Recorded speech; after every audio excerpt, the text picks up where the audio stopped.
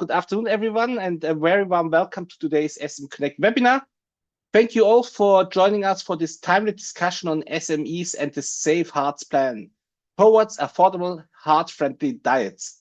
Cardiovascular disease remains the leading cause of mortality in the European Union, and tackling them is rightly high on the EU policy agenda. Both the European Commission's Safe Hearts Plan and the European Parliament works on a cardiovascular disease strategy underline a simple but powerful point. Healthier diets are central to prevention. But today's conversation is about more than health targets alone. It's also about how we translate these ambitions into real practical solutions that work for people across Europe. In particular, we want to explore how we can ensure that healthier diets are not only desirable, but also affordable, accessible, and sustainable. This is where SMEs come in. Small and medium-sized enterprises are at the heart of Europe's agri-food ecosystem. They're often the ones innovating, adapting to consumer needs, and delivering diverse, nutrition-dense products to the market. Before we begin, let me note that Dr. Adam Trefenowski was unfortunately unable to join us live today, a last-minute thing, in fact, but he has kindly provided video addresses, which we are pleased to share as part of the discussion. So today we will ask the key questions. How can policymakers and stakeholders create the right framework to empower SMEs to contribute even more to Europeans' health objectives? We are delighted to have a distinguished panel of speakers joining us from EU institutions, academia, and industry, who will help us to unpack the trade-offs, opportunities, and practical pathways forward. I'm very much looking forward to a constructive and forward-looking discussion. And we want to say a special thank you today to Manuela Rieper, member of the European Parliament from ÖDP, a small but a very active party and very well known in Germany. And I have to say, like I say, you saved the beans, I think, also not for Bavaria only, also for Europe. And thank you so much that you are here. And also Amélie Barakat-Empereur, Senior Principal Government Affairs Herbalife, and Pietro Paganini, a good friend of us who is always very active, co-founder and curiosity officer Compentere. Please, Ms. Rieper, the floor is yours for the opening. Thank you very much, Horst. And indeed, biodiversity is very important, but this is not the topic of today. Today, we are talking about affordable, heart-friendly diets and the role of SMEs. So thank you very much for inviting me. And as we all know, and as you, Horst, rightly pointed out, cardiovascular diseases remain the leading cause of death in Europe. Every year, around 1.7 million people die from cardiovascular diseases across the EU, while the economic costs exceed 280 billion annually. It's an enormous amount. And this is also a huge burden for our healthcare systems.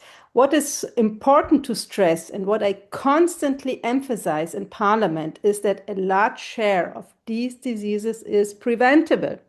And what I also always emphasize is that it is long overdue for us to make an important political shift at European level from a healthcare system that mainly reacts to diseases towards one that takes prevention as its main objective. I'm also hearing that, for example, doctors in Japan are paid for when they don't have patients because it means that people are doing well. And this is a far way to go, but it's an interesting objective, let's say. And the discussion currently taking place around Europe is the cardiovascular health plan that shows exactly this development. I've been strongly advocating for the idea that prevention must become the foundation of European health policy, not an afterthought. I am saying this not just since this legislative period, but already in the last one when I was part of the Beating Cancer Committee. In the end, it must be clear to everyone, public health does not begin in hospitals.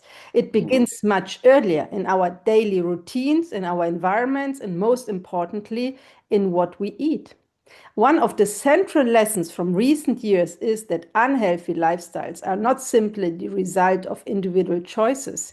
They are also shaped by structural conditions.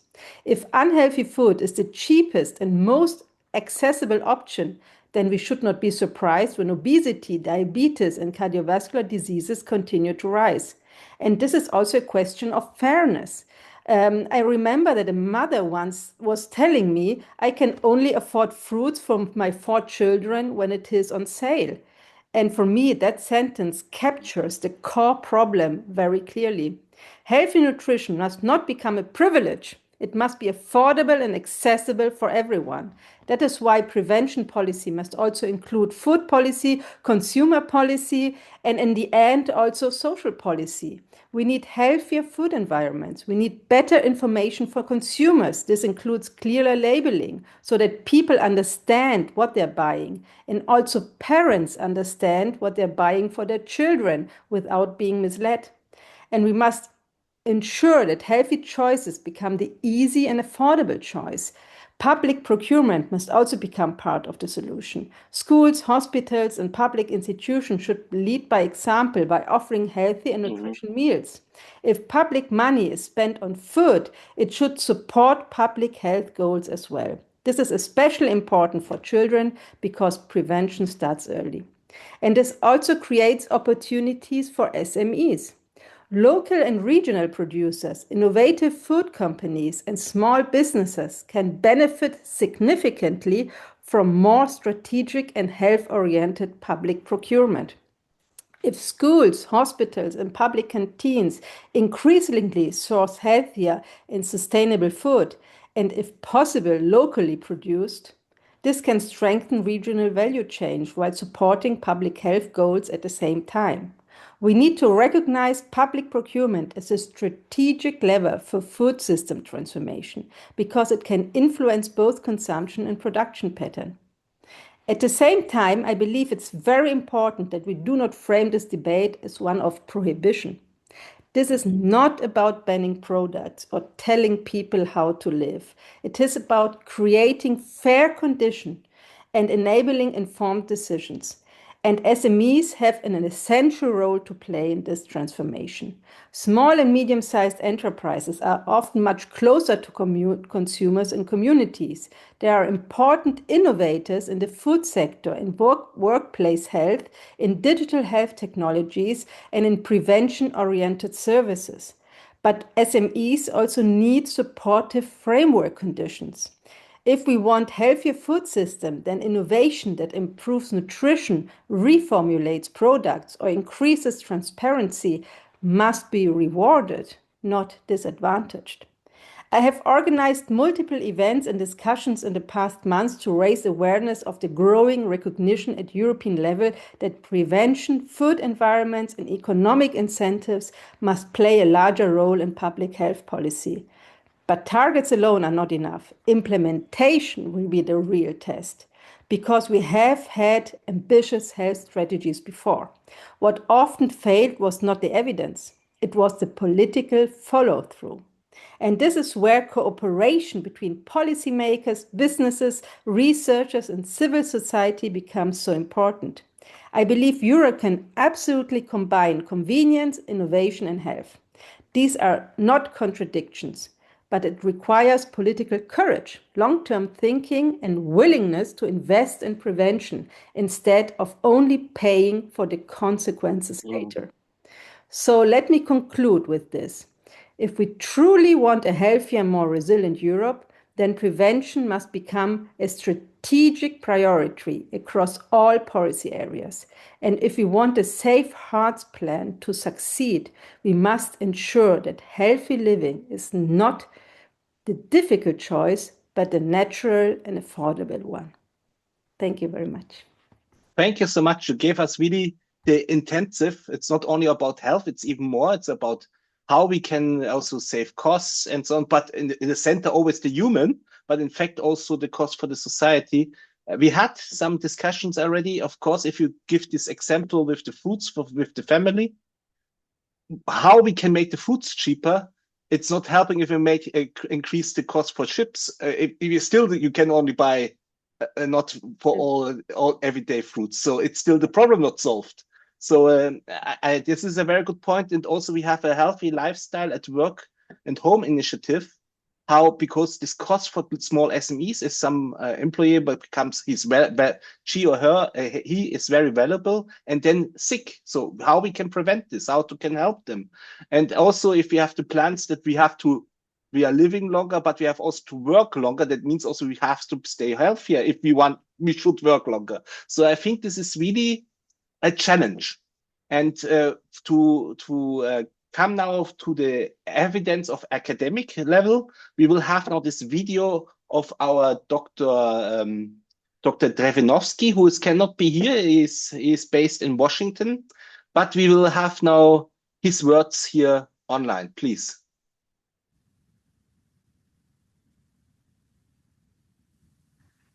Hello, everyone. I'm Adam Drevnovsky, and I'm professor of epidemiology at the University of Washington in Seattle.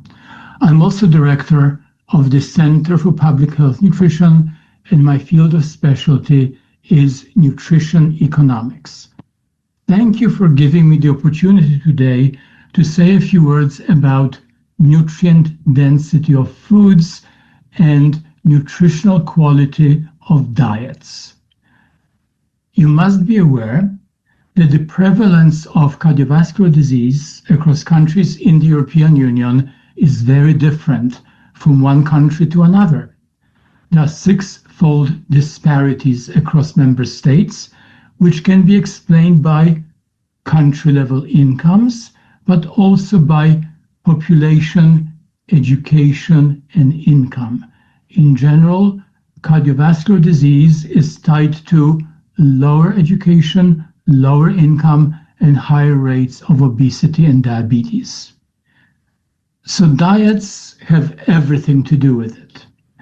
And I want to talk briefly about nutrient density and quality of diets.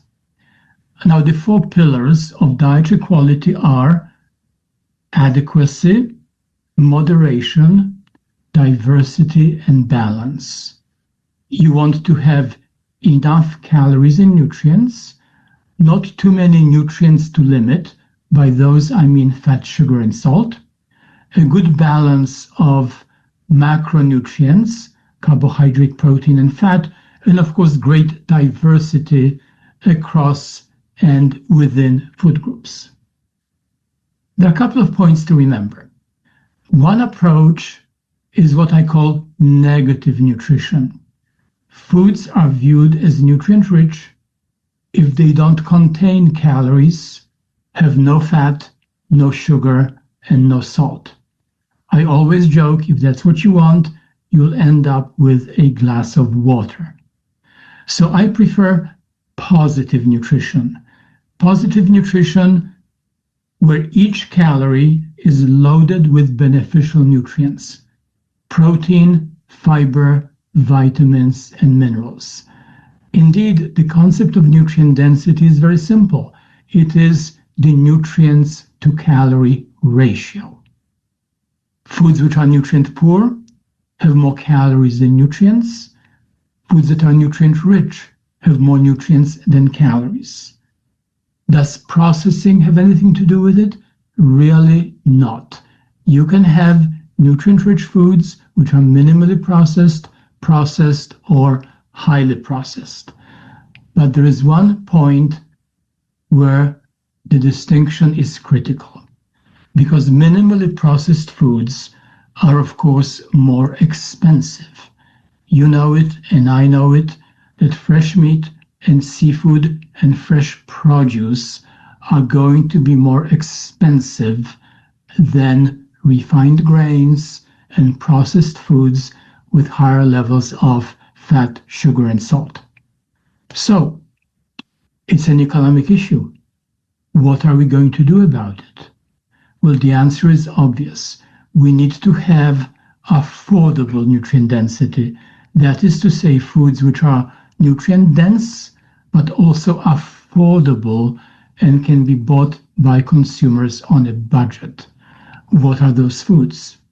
And here I would encourage everyone to take a quick look into nutrition economics and start identifying lower cost foods in each category. those foods have to be nutrient rich, they have to be affordable, and they have to be preferred and selected by the public, because I always say nutrition begins only when the food is purchased, selected, and is about to be eaten. If a food is sitting on the shelf unused, unbought, who cares whether it's nutritious or not? It is not being consumed. So foods have to be nutrient rich, affordable, safe, socially acceptable, and one more thing, we need to have foods with low impact on the environment. And we can go into a whole debate about plant proteins and animal proteins. I believe that both have a place in a healthy diet. So I just want to leave you with a final thought. Nutrient density is the ratio of nutrients to calories. I prefer the positive nutrition approach, meaning focusing on protein, fiber, and beneficial nutrients. I recognize that some of the minimally processed foods cost more, and we also need to have processed foods which are fortified to give everyone the opportunity to have adequate, affordable nutrition on a budget. So, to wrap it up, cardiovascular disease is all about healthy diets, and healthy diets are all about nutrition, economics, and the cost of food.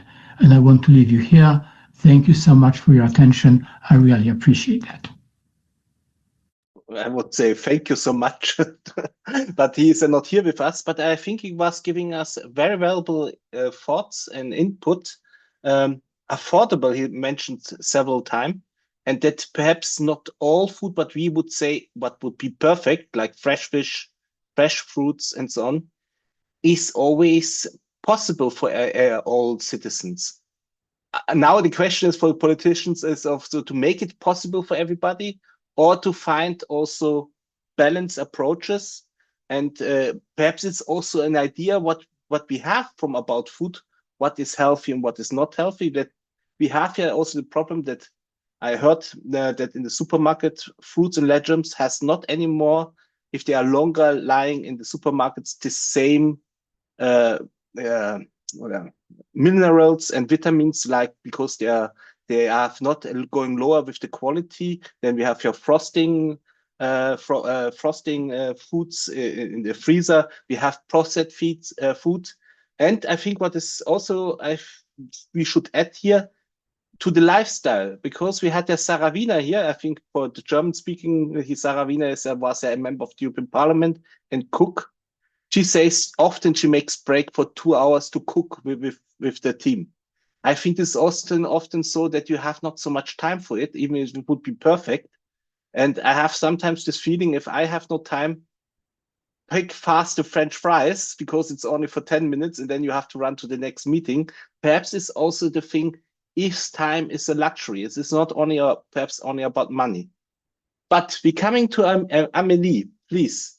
You are not an SME, but you're working with SMEs together, but you are long-term in this food sector for losing weight, but not only losing weight, to live a healthy lifestyle. Huh? This is a difference. Losing weight is not the only purpose. It's also to stay healthy is the first purpose. And then perhaps also other ideals we follow in the right or wrong way. Huh? Please, Amélie. Thank you. Good afternoon, everyone. Thank you for the invitation. So you said it, Horst. My name is Amélie.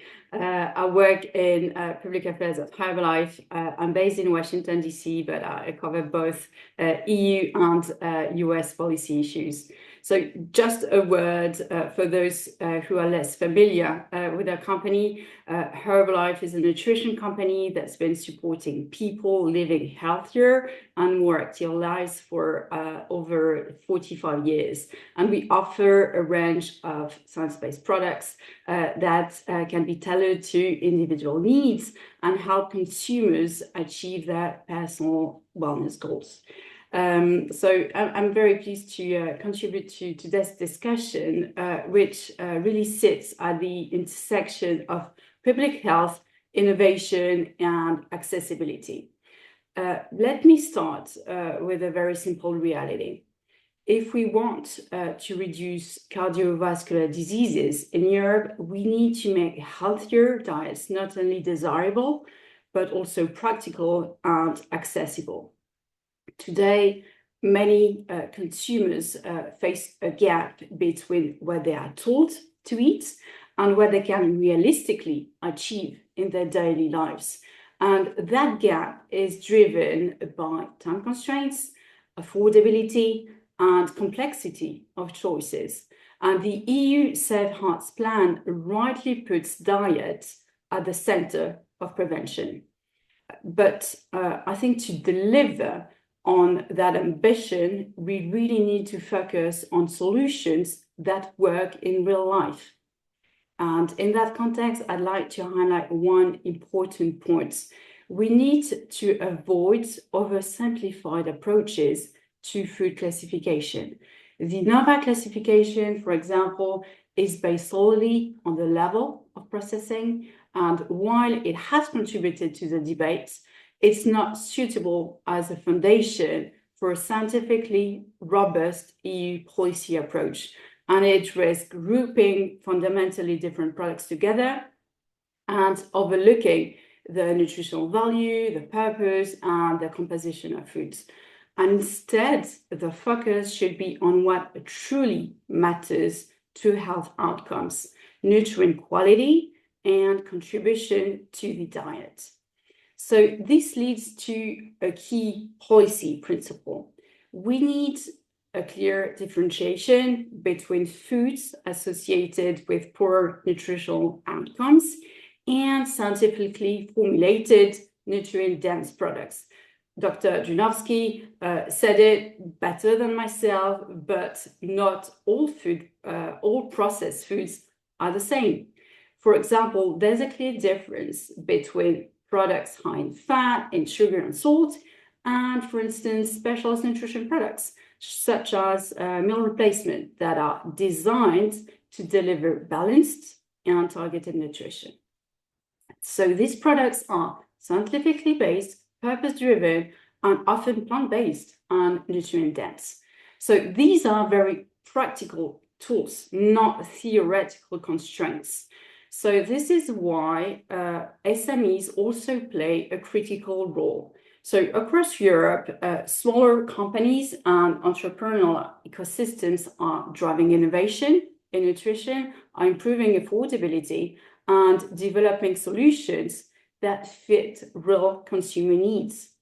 And importantly, many Europeans already rely on targeted nutrition products at different stages of their life.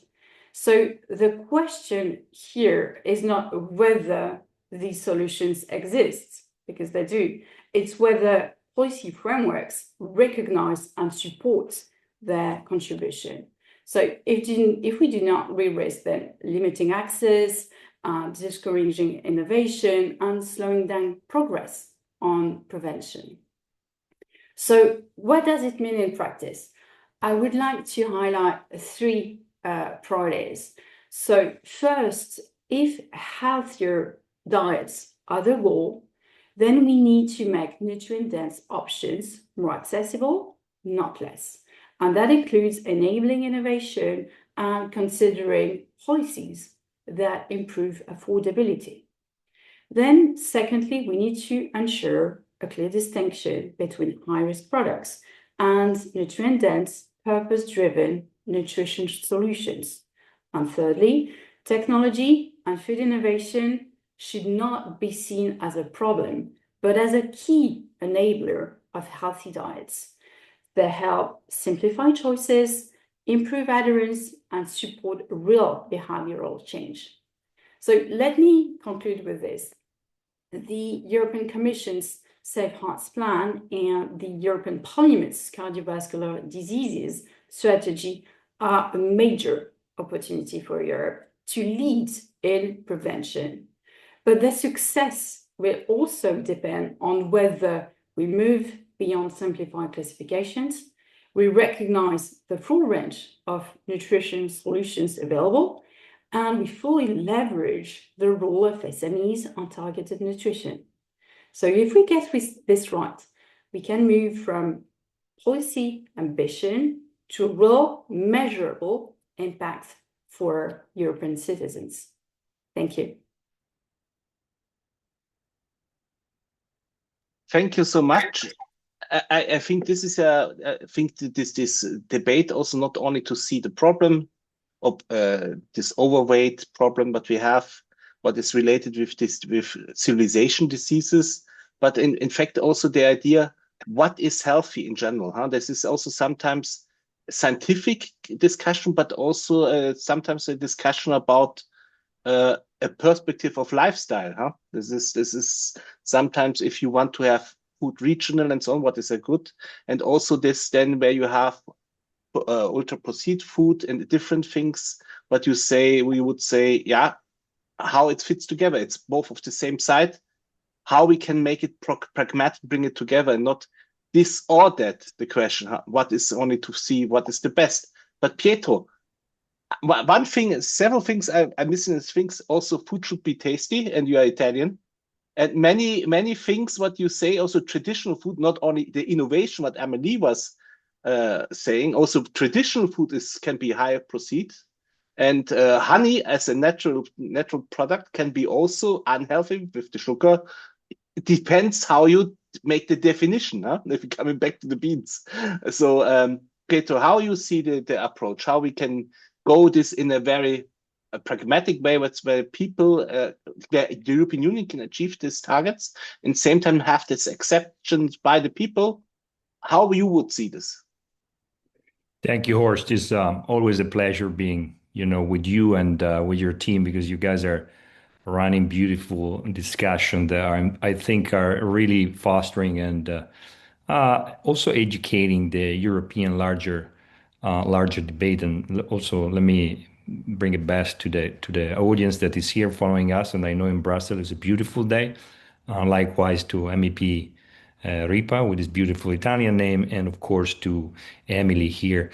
I was very intrigued by the fact that Professor was using the word positive nutrition, and I'm going to talk a bit in a provocative way about positive nutrition, but I want to start more on some of the terms that have been used, because I think the terminology is very important, particularly when it's used into policy document. And at Competitor, the organization I lead, we produce, we foster policies that should promote free trade, promote innovation, competitiveness, and of course what we call a balanced lifestyle. And this fits exactly into today discussion. But there are two words that I think are very interesting in your title of this discussion. One is affordable, and the other one is diet. And when we think about affordable, we usually think about the price. We think about whether healthy food is cheap, and as you said, we can discuss what healthy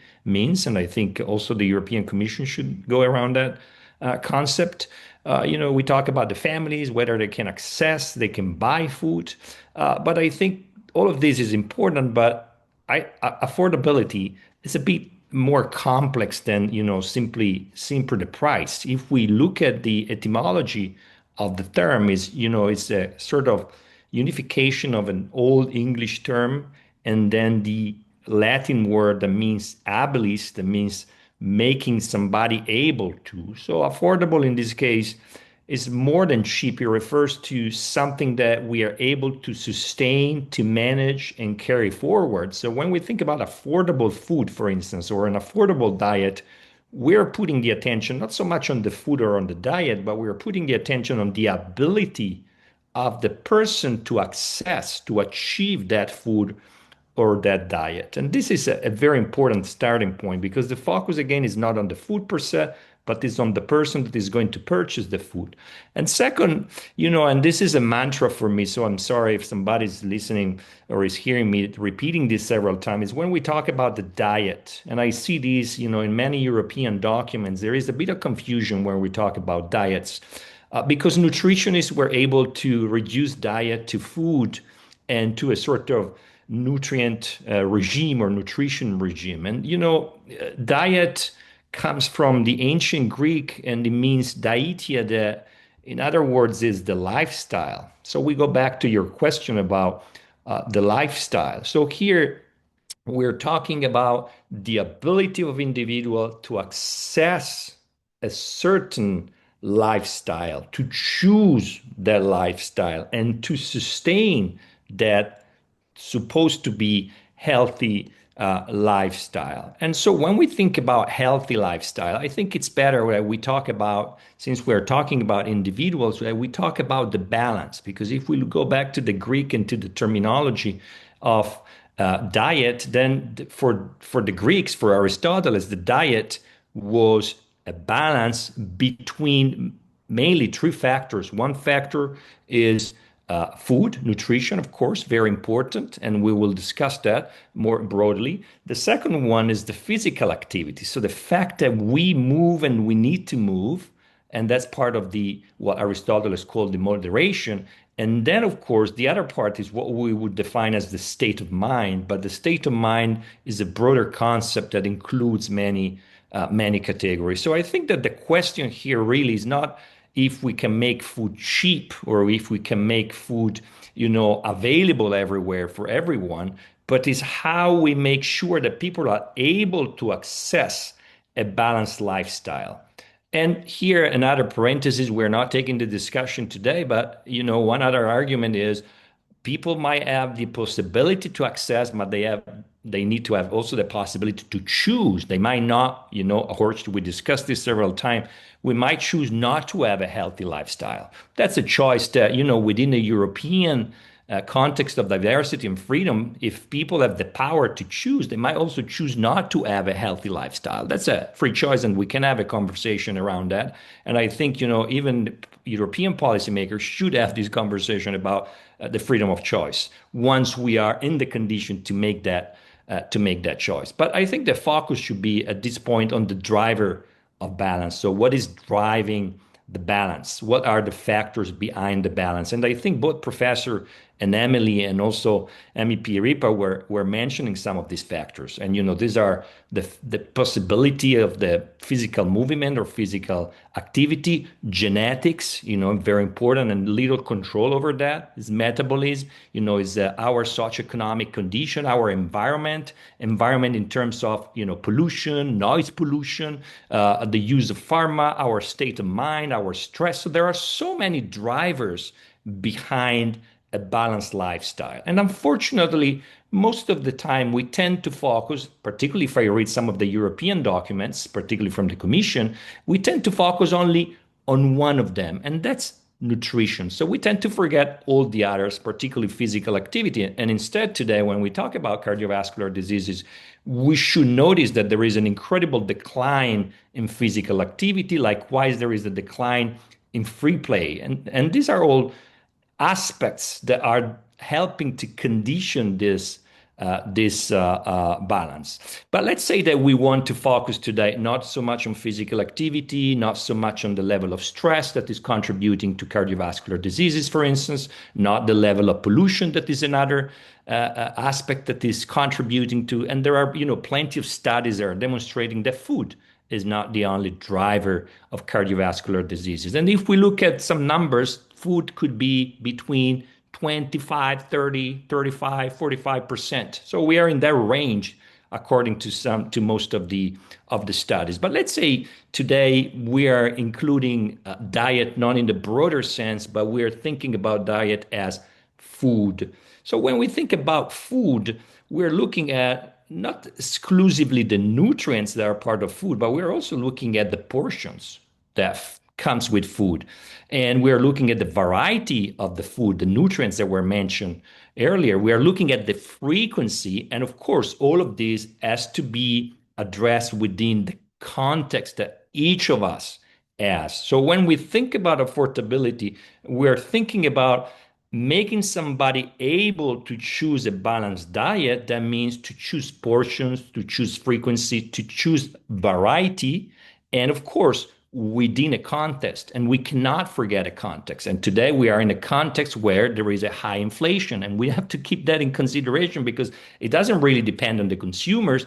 It depends on other factors. So if we look at these drivers, I do agree, and I'm very surprised that Professor was mentioning it because it's not many people that support this idea that if we want to push in the direction of portion frequency variety, we look at what we call, and it's a small group of people, unfortunately. I think we need to make it broader, is the positive nutrition. So we're looking at how to enable people, how to make people able, and that is the positive nutrition. That means we're not discriminating anything, we're not taking anything away, we're not demonizing anything, but we're saying, look, if you want to be able to afford, here is a couple of boosters that you can use.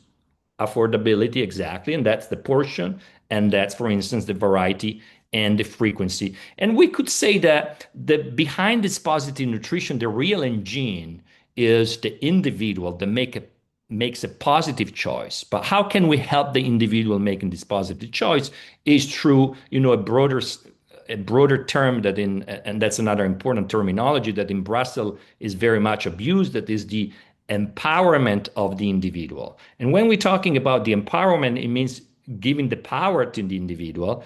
And giving the power means giving people their real capacity, giving the confidence, and giving the practical tools. It means building ability. Empowerment is about ability. So when we talk about affordability, we're talking about empowerment, building the ability. But unfortunately, building ability takes time. It's not a shortcut. It requires literacy. It requires education. It requires trust. It means I trust you will be empowered. It requires investments. It requires patience and responsibility. And when I talk about patience, it means also accepting that whoever should make or develop the ability could make mistakes. And we need to consider that could be mistakes. But there are enablers in all of this. Enablers means that there are tools that help the individual develop the ability to afford things. And you mentioned small, medium enterprises. And small, medium enterprises are an outstanding enabler to access, for instance, nutrient-dense food, to access new food, to access also processed food. Because when we're talking about high inflation, we need food that is nutrient-dense and, of course, has been transformed. But in a positive nutrition approach, transformation is positive, is not negative, because we're following that positive approach of not demonizing. But within this enabling scheme, we also have other keywords that I think in Brussels we should start spreading a bit more. And one of these words is for instance, the wearables. And I'm happy that in the Safe Heart Plan, there is some of that, even if it's a second stage prevention. I would love to talk about wearables in an early stage prevention. And, more and more of us use these rings and watches and bands that are measuring different aspects or factors of our life. AI is an outstanding enabler. And we need to be careful in Europe because we are not considering AI as an enabler to be able to access food in a positive way. So this brings us to a broader discussion, Hart, that I don't want to make it today, but it's very important, is what goes under the name of precision nutrition, or broadly the personalized lifestyle or personalized diet, as you want to call it, that again in Europe is somehow a very small babies, like an early concept that I think we need to develop more because it's what creates affordability. Precision nutrition means providing the individual with the tools to afford food in portion, frequency, variety within that context. But as you said, and the professor mentioned it, next to positive nutrition, unfortunately, that is the path I would follow. There is, going against any logic, there is negative nutrition. And negative nutrition is when you have, let's say, policymakers that are not being too much patient, and they are choosing the shortcut. And the shortcut is starting to demonizing certain processes or transformation, making classification of good and bad, start taxing, introducing warning labels or, prescriptive front of pack labels, and, even reformulation that are mandatory. So you are in a way in a paternalistic one size fits all. And this is very important that we focus on the one size fits all. How can we make things affordable to people through a one size fits all when we are all different and we live in a very different context? So these policies seems to work very well because sometimes they condition the market. Think about, and Horst, we discussed this a few weeks ago. If we think about the sugar tax, for a certain extent, in some countries, is moving behaviors away from sugary drinks and sugary food. We don't know exactly where these behaviors are moving, but we know that they are slightly moving. But the result is that if there is a change in the market behavior, there is not necessarily change in healthy behavior. As a matter of fact, in all these countries, and we discussed that, even if there is a change in market behavior, there is no change, or actually there is no improvement in the reduction of CVDs, NCDs, or obesity. Plus, all these policies, as you know, should be assessed, and not just assessed if they are successful, but assessed about the unintended consequence they might have. And one of the unintended consequences, and I'm not going through all of them, and you can see this through some of my work. One of the, to me, craziest consequence, particularly when we talk about affordability, is the sugar tax. The first thing is regression. It means inflation. It means higher prices. People are turning away, not necessarily to cheaper products, to more expensive products that maybe they cannot afford. So at the end of this, I could see, and we can go longer and we can answer some question here today, is do we choose a positive nutrition approach in which we enable people to make choices, or are we following a negative approach in which we demand somebody else, usually policymakers, usually governments, or usually a small group of scientists, to tell us what is good and what is wrong? I personally think following logic and following science, a scientific based approach, that the best way is to empower consumer into a positive nutrition rather than choosing a negative nutrition that might give us the illusion that we're moving in the right direction, but at the very end, as science is showing, we're achieving no results. As a matter of fact, obesity is growing, cardiovascular disease is growing, and NCDs are growing. Exactly where we have the paternalistic approach. Thank you so much. You gave us now here a lot to think about, a really complex thing. But I think, Manuela, you mentioned, in fact, many points about what Pietro was saying, empowering, education, and not forcing people, in fact. How you see how this health-friendly plan here, the Safe Hearts plan, can really help here? How would be the angle? And do you think that politicians have a little bit this thing? It could be complex. We need clear and simple answers sometimes to say forbid and this is good and bad and here taxes. Is this perhaps the shortcut where a politician says, I did something because the other thing is long term, and I think it's a difficult way to change something? Yeah, thank you very much. Very interesting food for thought, what we heard.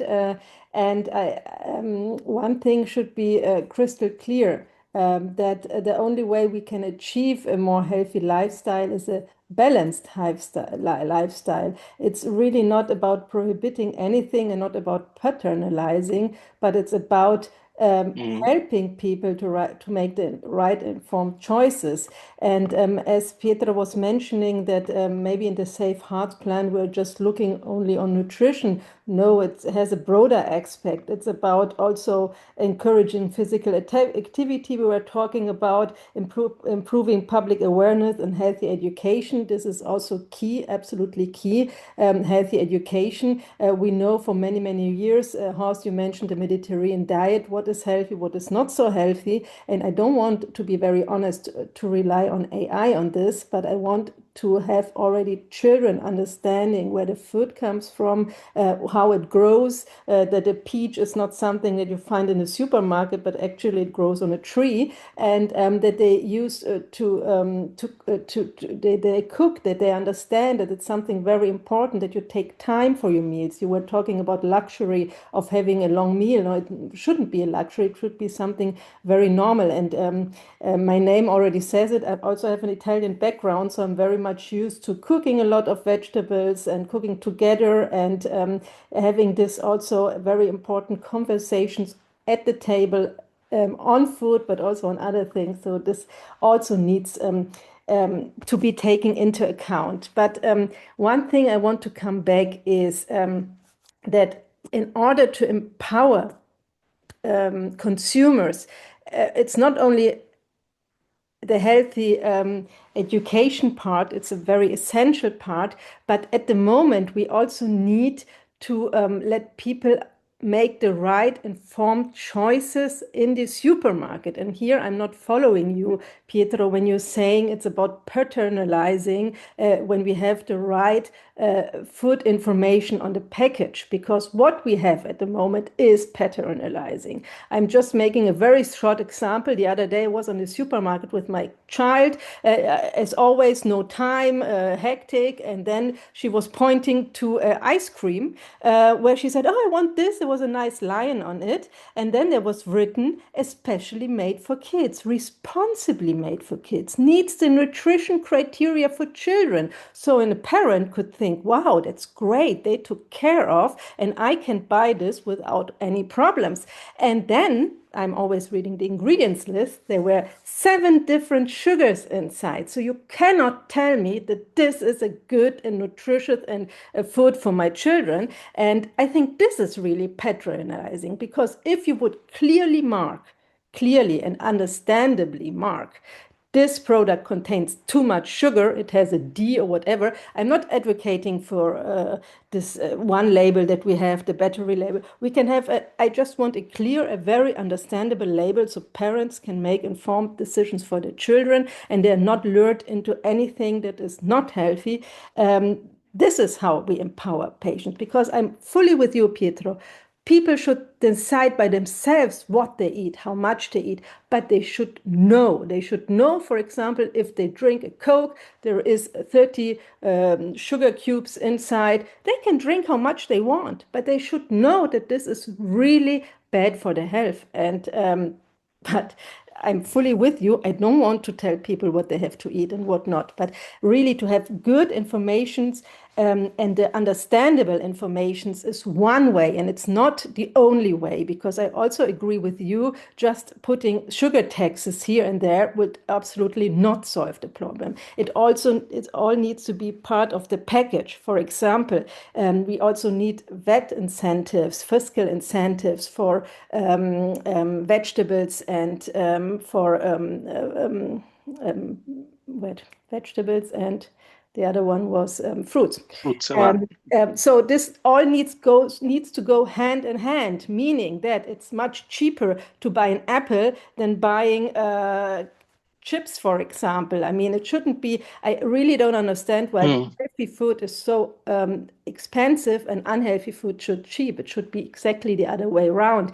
And I, for example, I'm not in favor of a sugar tax, because this would go directly on the consumer. I'm more intrigued by an idea of having a kind of ETS on sugar, meaning that the companies, they deal with sugar like the ETS system, so that they have an incentive to really lower the sugar level, and the ones using less sugar can then sell it to the ones using more sugar. But this also would go directly, the income of this ETS would go directly into prevention, not like a tax that we don't know where it goes. So there are different ways of dealing with the issue, but I fully agree with you. It needs the whole picture and not just one here and there, one or two things saying, okay, now I have a sugar tax, our problem is solved. No, for sure not, but it's one step into the right direction, let's say. I think very good what you said. I think it's not patronizing by this. It is misleading what you mean with this. Who are addressing children also. This is, I think, as consumers, this is always very difficult. I think this is also not okay. Huh? And here the needs a political enforcement. But I'm even saying innovation. This is always the thing. I think first. I'm using now an app and to collect my calories, and I have this feeling that I lost my personal how much I know how much calories some food has, but I was not knowing if I eat this and that how much it's coming together, and I know now that I have not really anymore this good feeling what is a normal portion, because the portion becoming bigger, and I don't know what is a normal portion. And Amelie, sometimes you have this health products. I'm using something from a competition of you, not from you. I'm using also some milkshake sometimes, because now I'm collecting. I'm thinking now I have no time, but I want to save now. I want not to eat more today, so I'm taking one shake in the evening and so on, and then you can balance it. But I think we lost the feeling for the food, what it means. Can it be?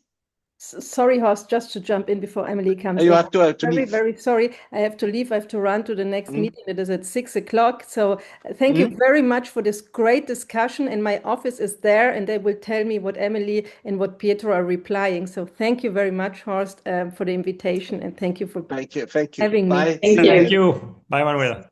So Amelie, if it's only about information, do we lost the concept and our lifestyle? You have a daily to deal with people. I'm overweighted, and I want to manage this. That this is not a lack of information. It's perhaps a lack. You feel you're informed, but you are not informed. But it's a time of your lifestyle, and I think sometimes I want also not every day cook 2 hours. Huh? So this depends. Huh? Amelie, what is the right way of education here? So this is my question. Yeah, that's an excellent question. Honestly, I'm not a nutritionist, so I can't like give you nutrition recommendations for your daily lifestyle. And but I think that there's a few things, though. I mean, from a policy perspective, coming back to the debate that we had about choices and about balanced nutrition. So. Horst, giving, I mean, you gave your personal example. You know, for you, what should be the right thing to eat. However, due to, I don't know, time constraints or whatever, you eat differently than the theory, right? So I think still we need more education, and so we have a lot of programs already that exist through the EU with school programs at the national level as well. But I think, and this is what Mrs. Ripa said at the beginning of her speech, is that it's a multi-sectoral approach and multi-stakeholder approach as well, where we can work together, and also with the private sector, with consumers and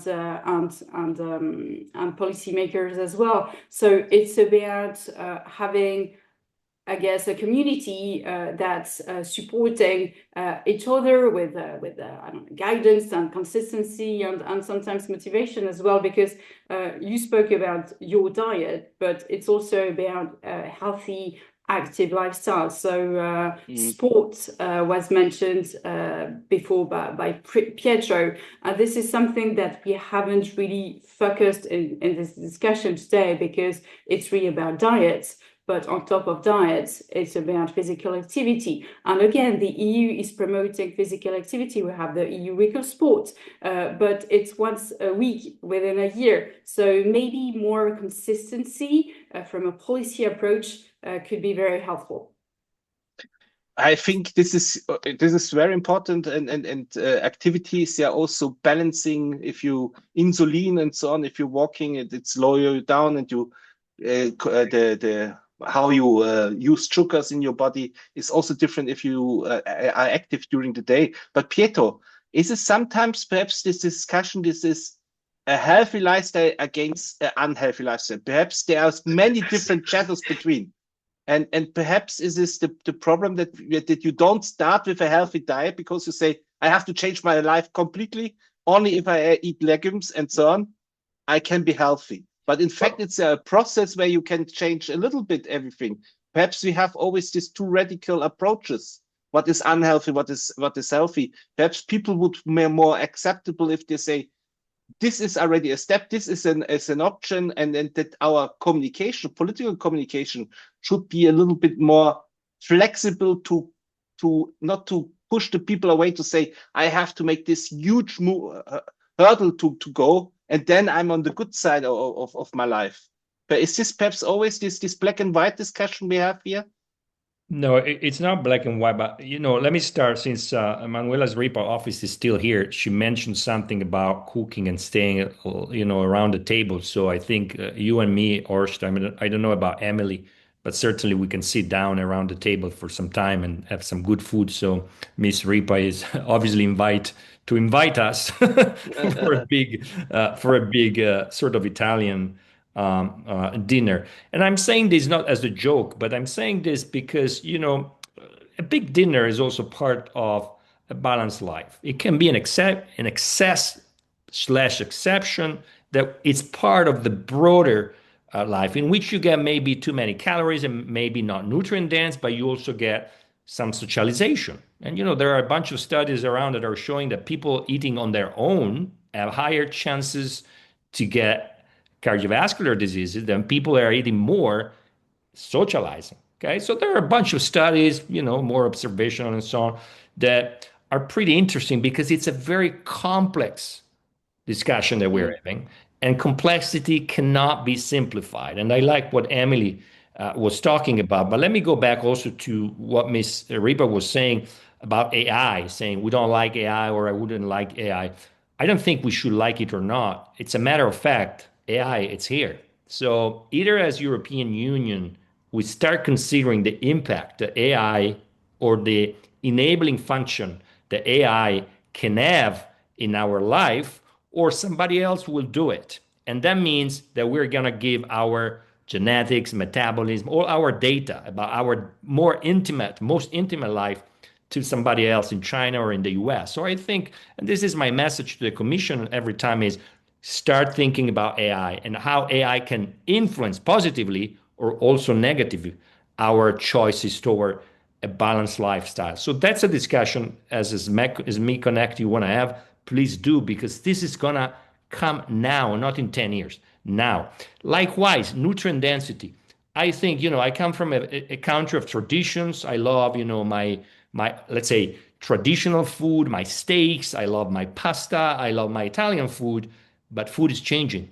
And the food that the ancients were eating is not what we are eating today. So even within this context of the Mediterranean diet is not a set of recipes, is a methodology that unfortunately we're losing. So we need to think about food innovation as something disruptive and very important, particularly if we think about sustainability, if we think about resiliency. So it's not a matter we like it or not. It's a great opportunity that we have also to move toward a balanced diet.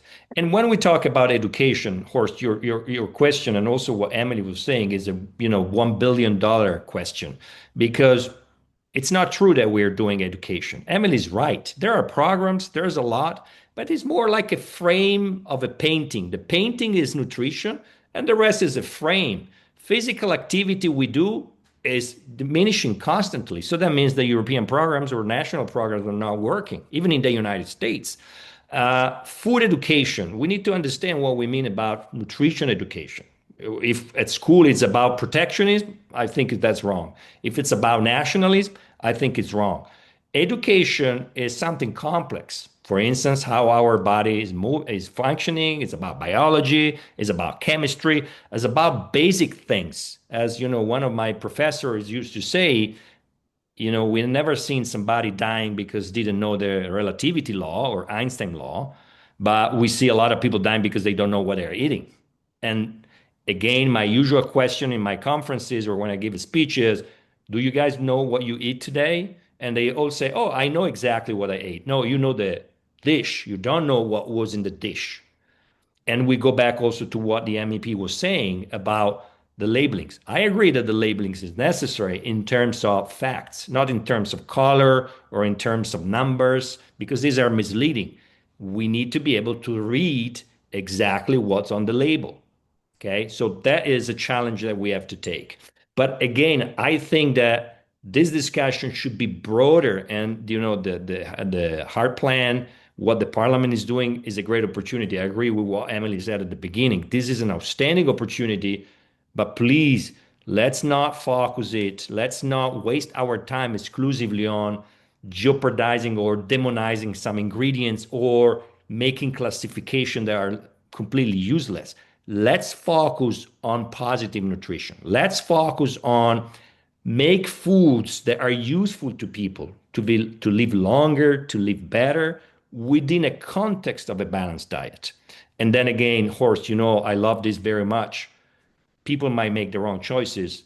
If they have knowledge, if they are informed, they should make a wrong choice. It's their choice and they're free to do so. And we need to understand Miss Ripa was right. We don't have to tax, we don't have to tell people what to do. But unfortunately, in the parliament, there are a lot of people that are against innovation, they are against competition, and at the same time, they want to tell us exactly what to eat. And sorry, no thank you. This is also a strong statement. But now we're coming to the end. I have to wrap up the thing. The question here was, SMEs and the Safe Hearts plan towards affordable food diets. I think affordable it was one of the key, because we saw also the link with that social weak citizens are more in danger to have unhealthy diets.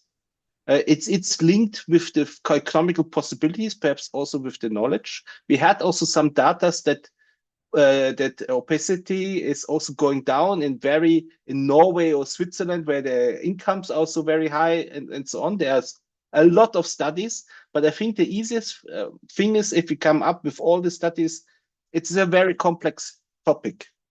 And we should not have black and white discussions. We should be open to the social component, also to the lifestyle component, that not only taxes and also to interfere in the market will be the solution. Is also that also innovation can be a solution, that modern stuff, if it's highly processed food, can be a solution, can be a problem, but is also can be a solution.